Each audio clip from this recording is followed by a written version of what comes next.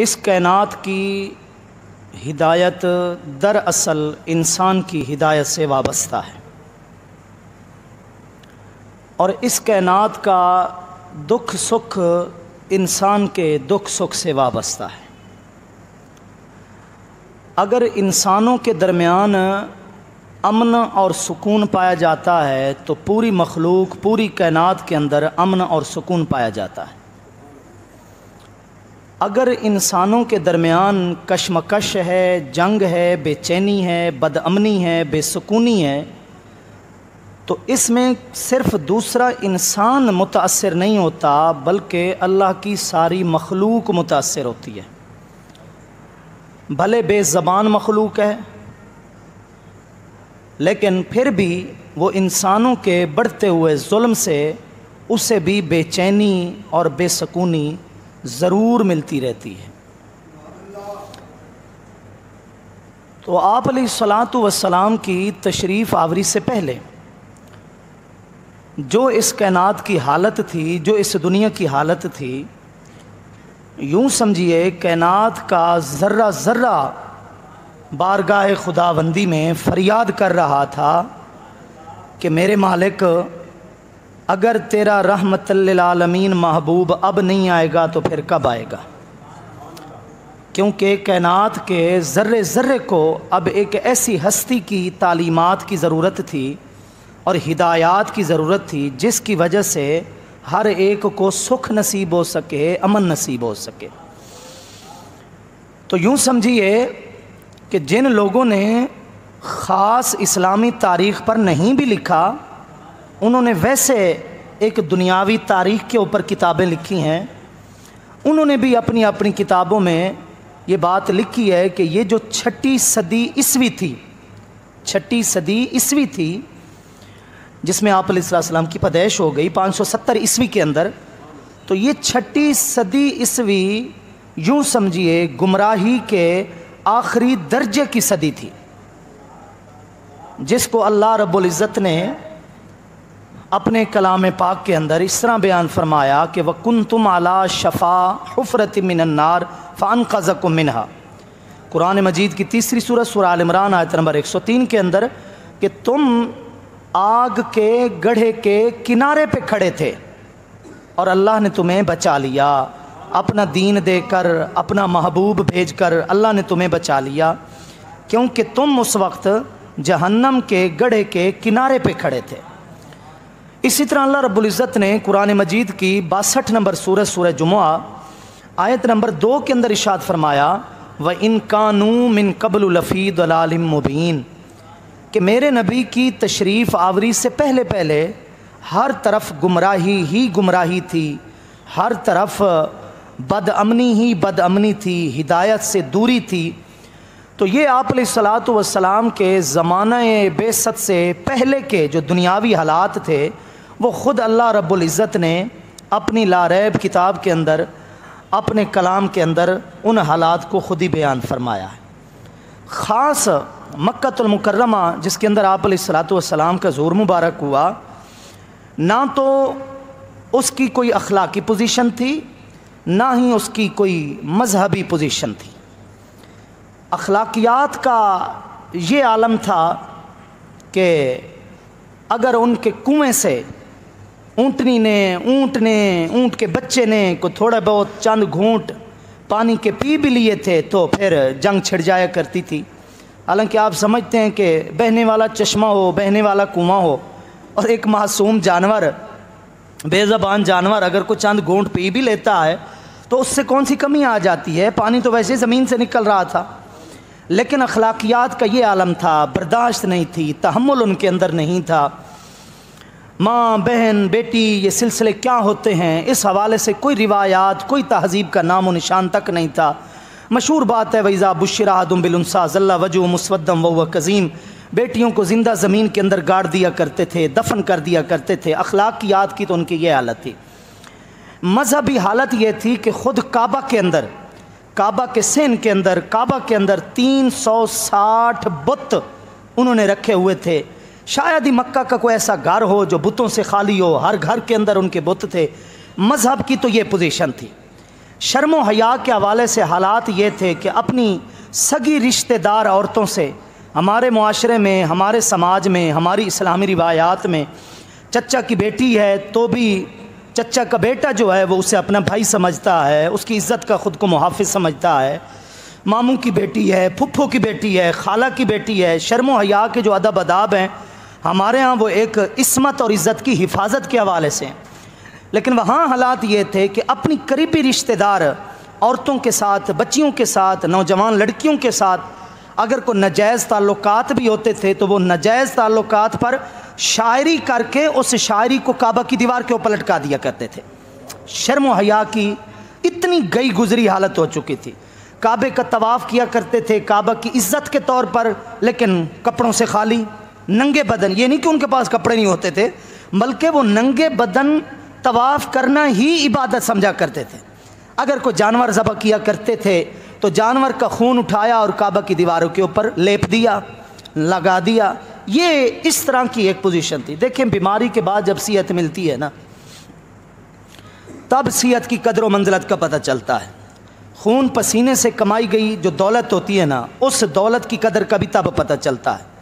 مفت میں ملنے والی دولت کا بھی نہیں پتہ چلتا، مفت میں ملنے والی صحت کا بھی نہیں پتہ چلتا۔ جب انسان اپنی ساری کی ساری جمع پونجی صحت کے اصول کے لیے لوٹا دیتا ہے، پھر جب اللہ دوبارہ یوں سمجھے موت کے چنگل سے نکال کر دوبارہ اسے ایک صحیح سالم بدن عطا فرماتا ہے، تب اس کو پتہ چلتا ہے کہ صحت کیا ہوتی ہے۔ بعض نادانوں کو تب بھی نہیں پتہ چلتا، بعض مردہ ضمیروں کو پھر بھی نہیں پتہ چلتا، لیکن میں ایک عام روٹین کی بات کر رہا ہوں۔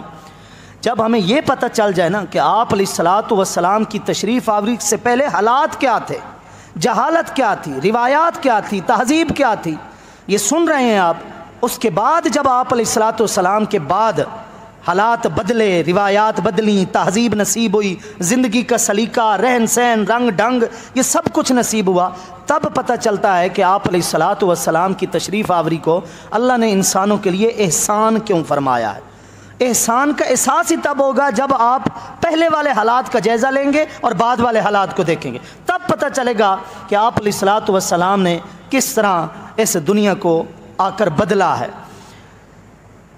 ڈاکٹر علامہ اقبال نے کہا تھا کہ عالم آب و خاک میں تیرے ظہور سے فروغ، ذرہ ریگ کو دیا طنون طلوع آفتاب، شوکت سنجر و سلیم تیرے جلال کی نمود، فقر جنید و بایزید تیرا جمال بے نقاب، شوق تیرا اگر نہ ہو میری نماز کا امام، میرا قیام بھی حجاب میرا سجود بھی حجاب۔ تو یہ جو ذرہ ریگ کو طلوع آفتاب نصیب ہوا نا، ریت کے ذرے کو بھی سورج ملنا نصیب ہوا، یہ صرف اور صرف آپ علیہ الصلاۃ والسلام کی وجہ سے ہے۔ یہ تب چیز ہمیں محسوس ہو سکتی ہے جب ان حالات کا ہم جائزہ لیں جو حالات آپ علیہ الصلاۃ والسلام کی تشریف آوری سے پہلے کے۔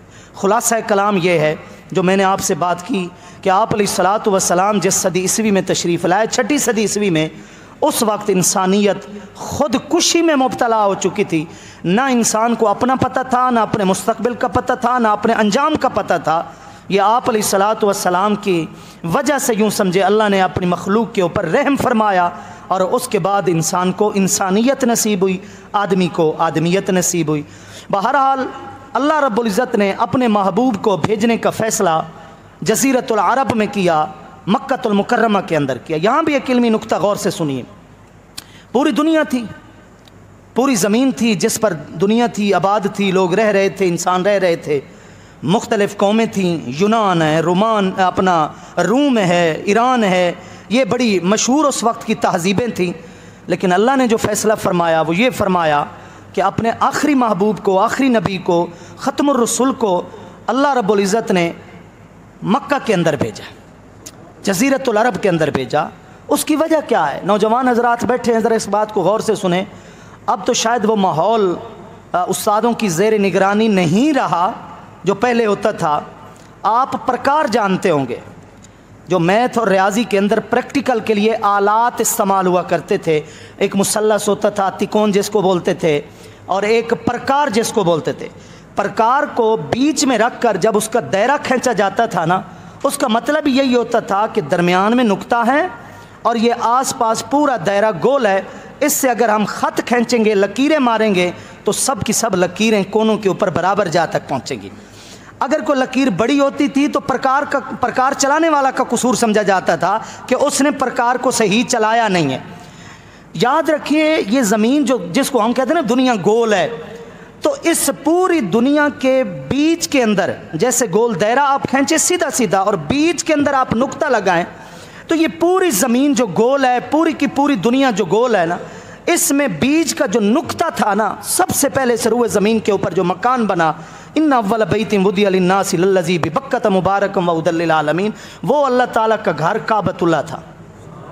بیت اللہ شریف جو ہے وہ بالکل پوری روئے زمین کے بیچ میں ہے، آس پاس یوں سمجھے پوری زمین برابر تھی، اور یہ بالکل یہ جو کعبہ تھا یہ اس بیت المعمور کی سمت اور سیدھ میں ہے کہ جو اوپر درمیان کے اندر یوں سمجھیں آسمانی مخلوق کے لیے اور فرشتوں کے لیے جو عبادت گاہ ہے، فرشتوں کی رہنمائی سے جناب حضرت آدم علیہ السلام نے اس جگہ یوں سمجھیں سب سے پہلے کعبہ بنایا، اللہ تعالیٰ کا گھر بنایا۔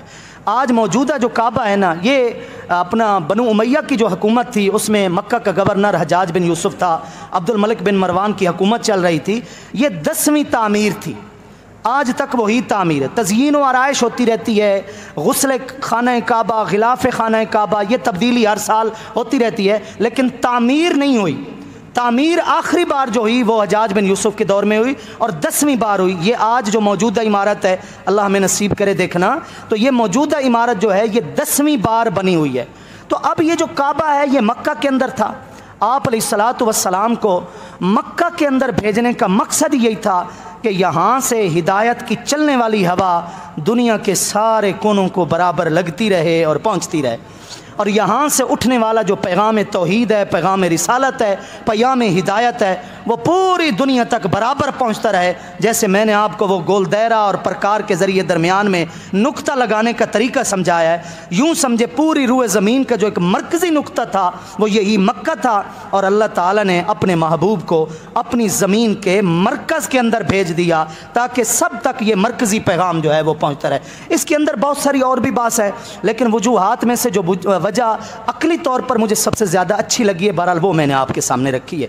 اللہ رب العزت نے اپنے محبوب کریم صلی اللہ تعالی علیہ وسلم کی عزت و عظمت سے پوری دنیا انسانیت کو معزز اور محترم کرنے کے لیے جب فیصلہ فرمایا تو اپنے حبیب کریم علیہ التحیۃ والتسلیم کو ایک ایسے خاندان کے اندر بھیجا کہ کائنات کے اندر اس خاندان سے بڑا معزز اور محترم کوئی اور خاندان نہیں تھا۔ ٹھیک ہے، بنو ہاشم آپ کے دادا جناب عبد المطلب اس وقت مکہ کے سردار تھے، ٹھیک ہے، کعبۃ اللہ کی نگرانی جو تھی وہ آپ علیہ الصلوۃ والسلام کے ددھیال یعنی آپ کے دادا والے خاندان کے پاس پہلے سے آ رہی تھی، تو اللہ رب العزت نے آپ کو عظیم خاندان سے نوازا۔ سب سے بڑی زبان، وسیع زبان، سب سے زیادہ اپنے اندر فکر لیے ہوئے جو زبان ہے وہ عربی زبان ہے۔ اللہ نے اپنے محبوب کو سب سے بڑی کامل اور مکمل زبان عربی والی زبان بھی عطا فرمائی اور عرب ملک کے اندر بھیجا۔ یوں سمجھیے بھیجے تو آپ بعد میں گئے، لیکن شرافت، رتبہ، عظمت جو اللہ نے منظور کر رکھی تھی اس کا ایک ترتیب کے ساتھ اللہ رب العزت نے اپنے محبوب کے دامن میں پہلے سے رکھ دیا، اور اللہ نے پہلے سے ہی ایک معزز ماحول بنا دیا کہ میرے محبوب کا آنا بعد میں ہو، لیکن میرے محبوب کے آنے سے پہلے جو عزتیں ہیں، جو شرافتیں ہیں، جو مرتبہ ہے، یہ سارے کا سارا پہلے سے اس کا ماحول اور اس کا اہتمام ہونا چاہیے۔ تو اس لیے اللہ رب العزت نے اپنے محبوب کریم صلی اللہ تعالی علیہ وسلم کو قریش کے خاندان میں بھیجا، جزیرۃ العرب اور مکہ کے اندر بھیجا۔ جب آپ علیہ الصلوۃ والسلام کی تشریف آوری ہوئی تو یہ آپ کی ولادت مبارکہ جو تھی یہ اسلامی مہینوں کے اعتبار سے ربیع الاول شریف کی مشہور اور معروف تاریخ اور معروف اور راجح قول کے مطابق 12 ربیع الاول کو۔ سوشل میڈیا کا دور ہے، بڑی بڑی باتیں ہو رہی ہیں، غلط فہمیاں، بے چینی پھیلانے کی کوشش کی جاتی ہے، تفرقہ بازی، فرقہ واریت، ان چکروں میں یہ قوم ایک عرصے سے مبتلا ہے، جس کی وجہ سے اپنے حقیقی مقصد، اپنی روحانی، اپنی ظاہری معاشی ترقی سے یہ قوم محروم ہے۔ بہرحال سوشل میڈیا کے اوپر ایک عجیب سی جناب یوں سمجھیں ایک بے چینی پھیلائی جاتی ہے کہ جناب خود میلاد منانے والوں کے ہاں بھی ان کے اماموں نے، ان کے بڑوں نے، ان کے بزرگوں نے، بالخصوص سیدی اعلیٰ حضرت علیہ رحمہ کا ذکر ہوتا ہے کہ انہوں نے 8 ربیع الاول کہا ہے اور یہ لوگ 12 ربیع الاول، یہ بالکل غلط بات ہے۔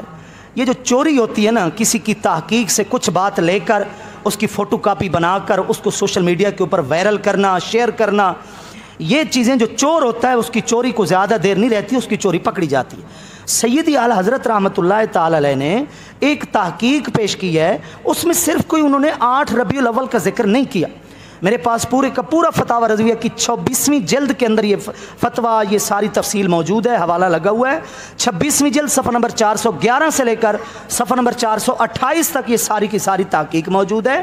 سیدی اعلیٰ حضرت رحمۃ اللہ تعالی نے کوئی صرف 8 ربیع الاول کا ذکر نہیں کیا، آپ نے 2 ربیع الاول کا بھی ذکر کیا ہے، 8 کا بھی ذکر کیا ہے، 10 کا بھی ذکر کیا ہے، 12 کا بھی ذکر کیا ہے، 17 کا بھی ذکر کیا ہے، 18 کا بھی ذکر کیا ہے اور 22 ربیع الاول کا بھی ذکر کیا ہے۔ پورے 7 قول اعلیٰ حضرت رحمۃ اللہ تعالی نے لکھے ہیں کہ یہ اس طرح کی تاریخ کے اندر یہ اقوال ملتے ہیں، لیکن صفحہ نمبر 427 گواہ ہے۔ آپ فرماتے ہیں کہ عرب ہے، شام ہے، فلسطین ہے، ہند ہے، اور مولد مکان جس جگہ آپ علیہ السلام پیدا ہوئے مکہ کے اندر، آپ نے خود فرمایا ہے کہ 12 ربیع الاول ہی مشہور قول ہے، اور یہاں تک آپ نے فرمایا ہے کہ یہ اہتمام ہونا ہی 12 کو چاہیے تاکہ جو مشہور قول ہے اس کے مطابق یہ اہتمام ہوتا رہے۔ تو اتنی سی بات ہے، اب اس بات میں سے بھی ایک بات لے کر پھیلا کر ایک لوگوں کے اندر بے چینی پھیلانا، یہ ہرگز کوئی عقل مندی والی بات نہیں ہے۔ بہرحال عیسوی کے مطابق اپریل کا مہینہ تھا، 570 عیسوی، آپ علیہ الصلوۃ والسلام کی مکہ کے اندر پیدائش مبارک ہوئی۔ نبی مکرم صلی اللہ تعالی علیہ وآلہ وسلم کے والد ماجد جناب عبداللہ اپنے پورے 10 بھائیوں میں سے سب سے زیادہ منظور نظر تھے، محترم تھے۔ جناب عبد المطلب کے 12 بیٹے تھے، 14 بیٹے تھے، 13 بیٹے تھے، بڑی باتیں ہیں تاریخ کے اندر، مختلف اقوال ہیں، لیکن مشہور اور راجح قول یہ ہے کہ 10 بیٹے تھے، اور 10 بیٹوں کے اندر جو جناب عبداللہ منظور نظر تھے بہن بھائیوں کے اندر، ایسا کوئی اور نہیں تھا۔ اور اس کے بعد جناب عبداللہ کی یعنی آپ علیہ السلام کی جو والدہ جناب عبداللہ کی زوجہ، وہ بھی اپنے خاندان قریش کی سردار خاندانوں سے تعلق رکھا کرتی تھی۔ آپ کے جو نانا تھے وہب جن کا نام تھا، ان کا کردار بھی اپنے علاقے اپنے خاندان کے اندر بطور سیادت کے تھا، سرداری کے طور پر تھا۔ بس یوں سمجھیے والطیبات للطیبین والطیبون للطیبات، پاک مرد پاک عورتوں کے لیے اور پاک عورتیں پاک مردوں کے لیے۔ اللہ نے، میں نے کہا نا، اللہ تعالیٰ نے پہلے سے اہتمام کر دیا۔ اب دیکھیے ابھی تک اعلان نبوت وہ جو 40 سال کے بعد ہونا ہے، لیکن باپ کا نام پہلے سے عبداللہ ہے۔ عبداللہ کا کیا معنی ہے؟ اللہ کا بندہ۔ اور ماں کا نام آمنہ ہے۔ اب آمنہ کا کیا معنی ہے؟ امن، امن والی۔ جس نے دودھ پلایا ہے اس کا نام حلیمہ ہے۔ حلیمہ کس کو بولتے ہیں؟ حلم، برداشت، تحمل، ٹھیک ہے، غصے کو کنٹرول میں رکھنا۔ ان کا تعلق کس قبیلے سے ہے؟ سعدیہ، سعد قبیلے سے۔ سعد کس کو کہتے ہیں؟ سعادت کو، خوش بختی کو۔ آپ علیہ الصلوۃ والسلام کو جس اپنا آپ کی دادیوں اور نانیوں کے اندر جو ہے نا نام ایک آتا ہے عاتقہ، بچیوں کے نام بھی لوگ رکھتے ہیں عاتقہ۔ آپ نے ایک موقع پر فرمایا انا ابن العواتق، میری نانیاں اور میری دادیوں کے اندر جو عاتقہ ہے میں ان کی اولاد سے ہوں۔ یعنی کثیر تعداد کے اندر آپ کی نانیاں اور دادیاں ایسی گزری ہیں جن کا نام عاتقہ تھا۔ اب عاتقہ کا کیا معنی ہے؟ بری خصلتوں سے پاک عورتیں۔ اب یہ دیکھیے اللہ نے اپنے محبوب کو جس طرح کا خاندان عطا کیا ہے، ماں کا نام دیکھیں، باپ کا نام دیکھیں، دودھ پلانے والی عورت کا نام دیکھیں، دادیوں اور نانیوں جو ایک اہم خاندان کا حصہ ہوتا ہے تربیت میں، اس کو دیکھیں، تو یہ اللہ رب العزت نے یہ ساری عزت اور عظمت کا ماحول